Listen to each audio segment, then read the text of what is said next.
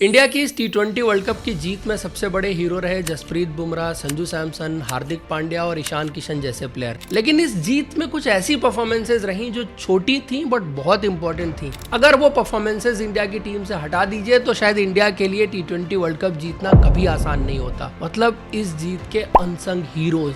आपकी नज़र में सबसे बड़ा अनसंग हीरो कौन है?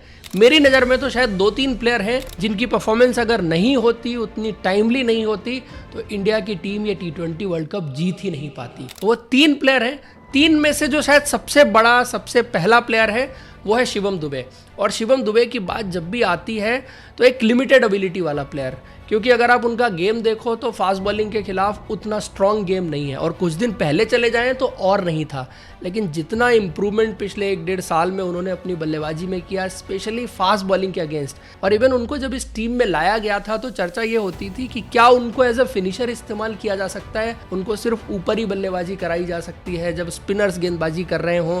क्योंकि आपने देखा था कि सीएसके में वो जैसे बल्लेबाजी करते थे, जिस पर्टिकुलर रोल में खेलते थे, तो सब यही मान के चल रहे थे कि उनको सिर्फ वैसे ही इस्तेमाल किया जा सकता है, और उनको एक डिफरेंट रोल में इस्तेमाल किया गया। डिफरेंट चैलेंज उनके सामने आया और वहां पर उन्होंने जिस तरह से परफॉर्म किया और जो इम्प्रूवमेंट दिखाया वो बहुत कमाल का है। और दूसरी बात शिवम दुबे के बारे में यह है कि बहुत टाइमली परफॉर्मेंस देते हैं। पिछला टी20 वर्ल्ड कप भी इंडिया की टीम को जब फाइनल में एक कैमियो की जरूरत थी तो शिवम दुबे ने खेला, और जब भी उनकी जरूरत पड़ी तब उन्होंने परफॉर्मेंस करके दिखाई। और इवन इस टी20 वर्ल्ड कप में आप कोई भी मैच ले लीजिए, Shivam Dube was always there कि जब जब इंडिया की टीम को बड़े स्कोर की जरूरत है, चौके छक्कों की जरूरत है, एक पुश की जरूरत है, वो शिवम दुबे नहीं दिया। पाकिस्तान वाला गेम इंडिया की टीम 15 ओवर में 126 पे 5 पे स्ट्रगल कर रही थी और शायद लग रहा था कि 160 ही बनेगा।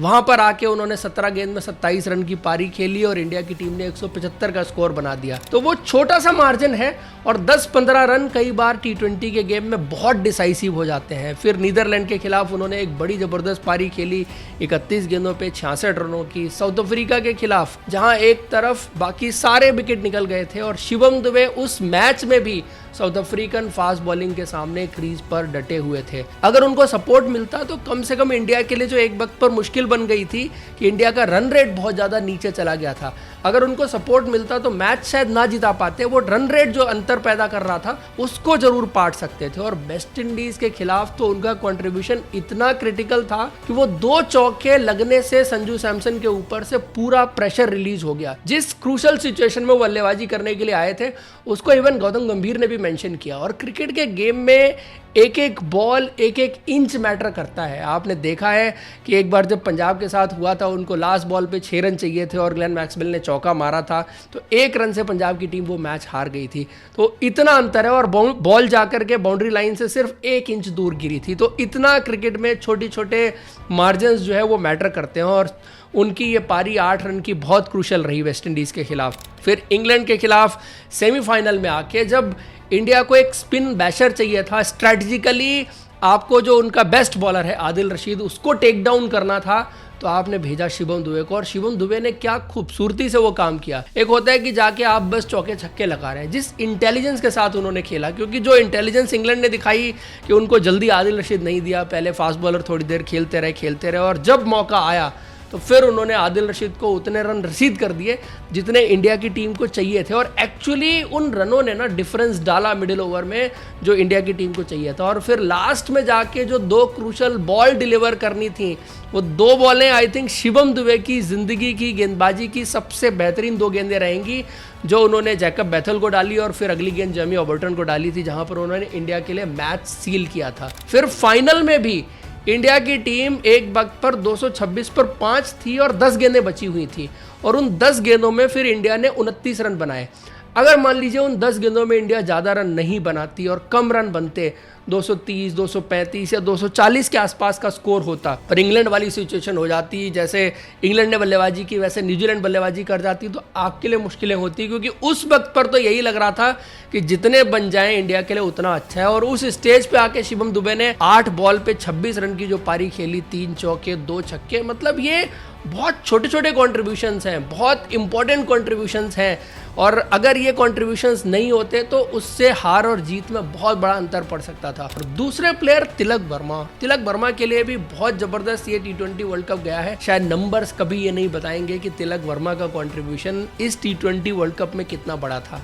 सबसे पहले यूएसए वाले गेम में एक तरफ से जब सब बैट्समैन आउट हुए तो सूर्य कुमार यादव के तो 80 ऑड रन सबको याद है, बट 25 रन जो है वो तिलक वर्मा ने भी बनाए थे 160 रनों में। और उनकी कुछ पार्टनरशिप्स भी हुई थी, स्पेशली पावर प्ले में जो 46 रन बने थे, विकेट जरूर गिरे थे बट वहाँ पर तिलक वर्मा ने मेजॉरिटी रन्स जो है वो स्कोर किए थे। फिर नामीबिया के खिलाफ भी उनके 25 रन थे, पाकिस्तान के खिलाफ भी 25 रन थे, और पाकिस्तान के खिलाफ उन 25 रनों में उनकी पार्टनरशिप जो ईशान किशन के साथ हुई थी 87 रनों की। हालांकि बल्क ऑफ द स्कोरिंग जो थी वो ईशान किशन ने की थी, बट पार्टनरशिप में दूसरे बैट्समैन का क्रीज पर खड़े होना भी उस लो स्कोरिंग गेम में कई बार बहुत इंपॉर्टेंट होता है। और सिर्फ 87 रन की पार्टनरशिप उनकी ईशान किशन के साथ नहीं थी, बाद में उनकी 38 रन की पार्टनरशिप पाकिस्तान के खिलाफ सूर्य कुमार यादव के साथ भी हुई थी। तो बहुत सेंसिबल और मिच्योर्ड नॉक शुरू में उन्होंने खेली। लोगों ने क्रिटिसाइज ये जरूर किया कि यार थोड़ा स्लो खेल रहे हैं, स्ट्राइक रेट का एक इशू है, लेकिन आई थिंक इस टीम में शुरू में जो तय हुआ था कि जो बैट्समैन एंकरिंग रोल प्ले करेगा और जिसके अराउंड टीम खेलेगी वो तिलक वर्मा रहने वाले थे। और उसी अंदाज में वो बल्लेबाजी कर रहे थे कि एक एंड से बाकी बैट्समैन जो है वो स्ट्राइक करने की कोशिश करेंगे और तिलक वर्मा बीच में गेम चलाने की कोशिश करेंगे।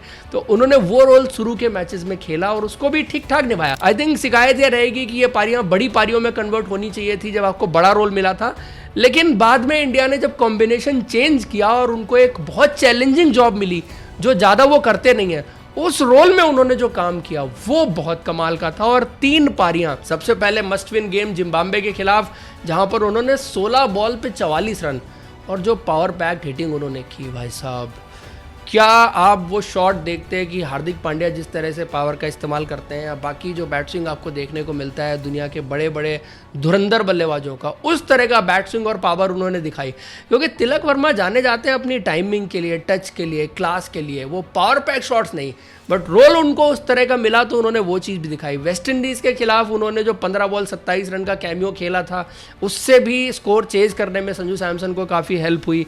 फिर इंग्लैंड के खिलाफ आई थिंक सेमीफाइनल में उनकी पारी बहुत इंपॉर्टेंट थी, 7 बॉल 21 रन। अगर एक छक्का भी कम लगा होता तो आप समझ लीजिए कि मैच का नतीजा इधर से उधर हो जाना था। तो वो जो 3 पारियां थी ना उनकी, 3 मस्ट विन गेम में, और स्पेशली डाउन द ऑर्डर आकर के उस चैलेंजिंग रोल में, क्या होता है कि इतना नीचे बल्लेबाजी को हम बहुत कम अप्रिशिएट करते हैं और इन पारियों को उतना वैल्यू भी नहीं देते। क्योंकि आप अगर स्कोर कार्ड में देखें, नंबर्स में देखें, ये पारियां क्या बताएंगी आपको? कुछ नहीं बताएंगी अनटिल एंड अनलेस आपने मैच पूरा बॉल बाय बॉल फॉलो नहीं किया और आपने देखा ना हो कि किस सिचुएशन में, किस बॉलर के खिलाफ, किस स्टेज पर तिलक वर्मा ने वो बल्लेबाजी की। तब आपको समझ में आएगा कि वो पारी छोटा सा कैमियो हार और जीत के बीच का अंतर था। शायद वो वेस्ट इंडीज़ के खिलाफ भी था, जिम्बाब्वे के खिलाफ नहीं था, बट स्टिल आप उस टाइम पे तिलक वर्मा से इस तरह का रोल खेलने की उम्मीद नहीं कर रहे थे जिस तरह से उन्होंने खेला। तो लोगों की उम्मीदों के बियॉन्ड जा करके उन्होंने इस तरह की परफॉर्मेंस करके दिखाई। और तीसरा, आई थिंक मैं जिसको इस वक्त इंडियन क्रिकेट में बड़ा सुपरस्टार मानता हूं वो है अक्षर पटेल। क्योंकि अक्षर पटेल मेरी नज़र में इंडिया के ये 3 आईसीसी ट्रॉफी जीतने में उतना कंट्रीब्यूशन दे गए हैं जितना शायद आपके बड़े बड़े प्लेयर्स ने नहीं दिया। 2024 के T20 वर्ल्ड कप में उनका वो कैमियो, ऑस्ट्रेलिया के खिलाफ वो कैच, उनकी ओवरऑल बॉलिंग जिस तरह से उन्होंने T20 वर्ल्ड कप में की थी, और वो एक कंप्लीट पैकेज है। तो हर तरह से परफॉर्म करते हैं, गेंद से मौका मिलता है तो गेंद से विकेट निकाल देते हैं। बहुत बार हम उनके जो इकोनॉमिकल और क्रूशल ओवर्स होते हैं ना, पावर प्ले में आके करते हैं, उन सबको भूल जाते हैं क्योंकि वो सब चीज़ें उतना याद नहीं रह पाती। एंड में याद क्या रहता है ना कि इस टूर्नामेंट में ये नंबर्स थे। फॉर एग्जाम्पल अगर आप चैंपियंस ट्रॉफी देखने जाएंगे तो चैंपियंस ट्रॉफी में चूंकि हम 4 स्पिनर खिला रहे थे तो वहाँ पर विकेट तो उनके 5-6 ही थे।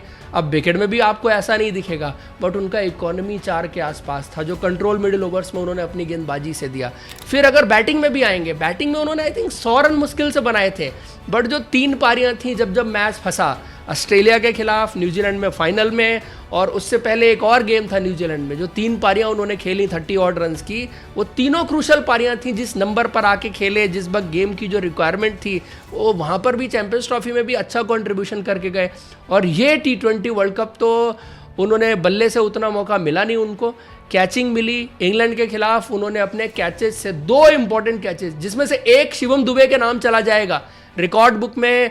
जब अब से 20 साल बाद 50 साल बाद वो देखा जाएगा तो उसमें नाम शिवम दुबे का होगा, बट एक्चुअली वो कैच जो था जिसने गेम टर्न किया बिल जैक्स का, वो कैच अक्षर पटेल का था। और उससे पहले मैं तो हैरी ब्रुक्स वाले कैच को भी बहुत इंपॉर्टेंट मानता हूँ, क्योंकि Harry brooks kind of batsman जो थोड़ी देर अगर चल जाए, जिस पेस पर गेम शुरू में चला सकता था, मैन इन फॉर्म था, सेंचुरी लगा के आया था, और जितना डिफिकल्ट वो कैच था जिसको जितना इजी अक्षर पटेल ने बना दिया, वो उनका फील्डिंग का स्टैंडर्ड और स्किल सेट दिखाता है। और फिर उनकी गेंदबाजी, मतलब 11 विकेट उन्होंने लिए इस पूरे टूर्नामेंट में, लगातार विकेट ले रहे थे। यूएसए के खिलाफ उन्होंने लिए, नामीबिया, पाकिस्तान के खिलाफ क्रूशल विकेट लिया था उन्होंने उस्मान खान का, क्योंकि वो जब तगड़ी बल्लेबाजी कर रहा था और इंडियन बॉलर्स को आड़े हाथों ले रहा था, तब उन्होंने वहाँ पर भी आउट किया था। इवन यूएसए के खिलाफ भी जब बाकी बॉलर्स थोड़ा सा स्ट्रगल कर रहे थे और विकेट नहीं गिर रहा था एक स्टेज पर, तब भी उन्होंने विकेट लिए थे।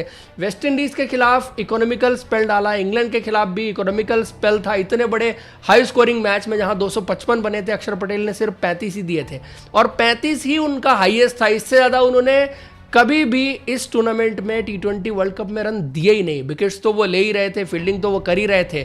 और फिर न्यूजीलैंड के खिलाफ फाइनल में भाई साहब सबसे बड़ा विकेट था फिन एलन का। फिन एलन को आउट करना बहुत जरूरी था, क्योंकि 33 बॉल सेंचुरी बना के आ रहा था लास्ट मैच में वो, और फिर उसके बाद जो बाकी 2 विकेट उन्होंने और ऐड ऑन किए। तो अक्षर पटेल की भी परफॉर्मेंस ना इंडिया के इस T20 वर्ल्ड कप जीतने में, चैंपियंस ट्रॉफी जीतने में, पिछला T20 वर्ल्ड कप जीतने में, तीनों में बहुत इंपॉर्टेंट रही है।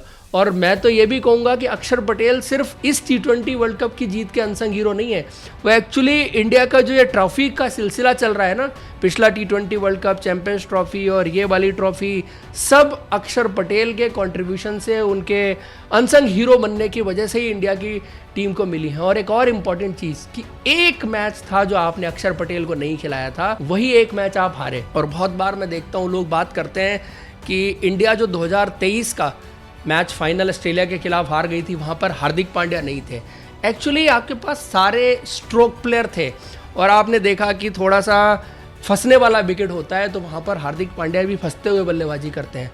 बट अगर आप पुराना रिकॉर्ड देखें और आप इंडियन बैटिंग लाइनअप में बैट्समैन देखें जो स्पिन के खिलाफ बहुत अच्छा खेलते हैं, अक्षर Patel is one of your better batsman against spin bowling, जो चांसेस ले सकता है, टेक डाउन कर सकता है किसी भी स्पिनर को, और स्लो विकेट पर और ज्यादा अच्छी बल्लेबाजी करते हैं। आप 2023 के ऑस्ट्रेलिया के खिलाफ BGT उठा के देख लीजिए, बाकी बहुत सारे जो स्कोर्स हैं उनके UAE में थे, वहां के उठा के देख लीजिए। और उस 2023 के वर्ल्ड कप में अक्षर पटेल भी रहते हैं ना, तो वो कंट्रीब्यूशन डाल सकते थे, बिकॉज उन कंडीशंस में बल्लेबाजी करने का एक तो आइडिया, और फिर उनकी जो स्पिन बॉलिंग है, शायद तब उनका लेवल उतना उस तरह का नहीं था। अभी पिछले 2 साल में उन्होंने बहुत इंप्रूव किया है। बट आई थिंक मैं इन टोटल जरूर मानूंगा कि अक्षर पटेल का कंट्रीब्यूशन इस वक्त करेंटली खेलते हुए क्रिकेटर्स में जसप्रीत बुमराह और इन सब के कहीं बराबर का कंट्रीब्यूशन है। बट BCCI उनको शायद उतना रिकॉग्नाइज नहीं करता। सेंट्रल कॉन्ट्रैक्ट में भी उनको C ग्रेड में डाला गया, एटलीस्ट B ग्रेड डिजर्व करते थे, क्योंकि वो तो टेस्ट क्रिकेट भी जरूरत पड़ने पर आपके लिए खेलते हैं और हर फॉर्मेट वो खेलते हैं। तो कंट्रीब्यूशन से प्लेयर तोले जाने चाहिए, ना कि सिर्फ रेपुटेशन से। अपना प्लेयर जो है किस तरह से अपने आप को एक्सप्रेस करता है, उसकी ब्रांड वैल्यू क्या है, उन सब चीज़ों से। ये कई बार इंडियन क्रिकेट में होता है।